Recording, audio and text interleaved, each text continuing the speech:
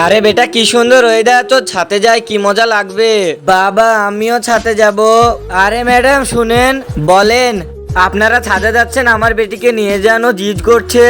আমাদের খেরের ঘর বলে ছাদ নেই। তোমার বেটি ছাতে ওঠার শক্ত একটা ছাদ বানাও না তা।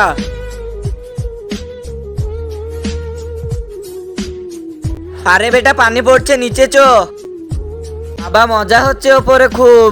তাড়াতাড়ি খেলেলে পানি হবে মনে হয়। এই অসহায় বাবাটার জন্য কেই বা লাইক সাবস্ক্রাইব করবে? আমি জানি দুষ্টু বাচ্চারা লাইক সাবস্ক্রাইব করবে না, ভালো বাচ্চারা লাইক সাবস্ক্রাইব করে দেবে। মা আমি ওই খেড়ের ওপরে উঠবো। আরে বেটা উঠতে হবে না, থাক। না না আমি ওখান দিয়ে উঠবো। থামো থামো, চলো নিয়ে যাচ্ছি। আরে ভাই আমার বেটা অনেক জিদ করছে, চালের ওপরে উঠবো বলে, একটু উঠতে দেন না। আমার বেটা ছাদে ওঠার জন্য অনেক জিদ করছিল, আপনারা কি উঠালেন আমার বেটাকে? চলে যাও এখান থেকে। ম্যাডাম দাঁড়ান। বাবা ওরা চড়ায়নি তো কি হয়েছে, তুমি চাপিয়ে দাও। আমার মেয়ে বললো বলে আপনার বেটাকে চাপিয়ে দিচ্ছি।